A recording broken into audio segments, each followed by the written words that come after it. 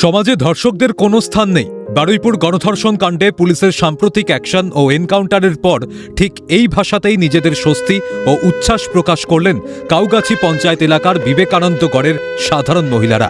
এই চরম সিদ্ধান্তের জন্য রাজ্যের মুখ্যমন্ত্রীকে স্যালিউট এবং ধন্যবাদ জানিয়েছেন এলাকার মহিলারা। তাদের স্পষ্ট দাবি, নারীদের ওপর হওয়া এই ধরনের নৃশংস অপরাধ রুখতে আগামী দিনেও অপরাধীদের ঠিক এই রকমই তাৎক্ষণিক ও দৃষ্টান্তমূলক শাস্তি হওয়া উচিত, যেন অপরাধীরা কোনো অপরাধ করার আগে 10 বার ভাববে। বারুইপুরে যেই রকম ঘটনা ঘটেছে, যেই মেয়েটির সাথে এরকম ভাবে অত্যাচার করা হয়েছে, সেটি জানতে আর দুটো মেয়ের সাথে না হয়। তিনি ইনকাউন্টার করেছেন, সেই কারণে তাদের মনে ভয় ঢুকেছে। আরো 4 জন যারা আছে তাদেরকেও ইনকাউন্টার করা হোক, তবেই নারীরা সুরক্ষিতভাবে রাস্তায় চলতে পারবে।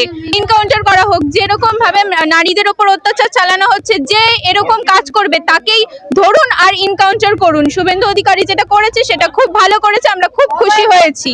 আমাদের ছেলে মেয়েদের রাস্তায় বের করে আমরা শান্তিতে ঘরে থাকতে পারছি না। ছোট ছোট বাচ্চাদের স্কুলে দিয়ে আসা নিয়ে আসা সব সময় তো সবাই করতে পারে না। আর এরকম একটা কেস হলো, এর জন্যই আমরা এটা চেয়েছি। শুভেন্দু অধিকারী যে পদক্ষেপ নিয়েছে এটা ভালো। আরো যাতে তাদের যারা হচ্ছে এই পশুর মতন ব্যবহার করছে তাদের যাতে মনে যাতে ভয় হয়, ধর্ষকদের।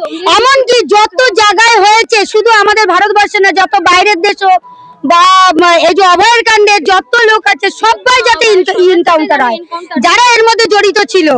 বারুইপুরে এখনো 3 জন আছে, তাদের জেলে না রেখে তাদের বের করে তাদের ইনকাউন্টার করে দিই।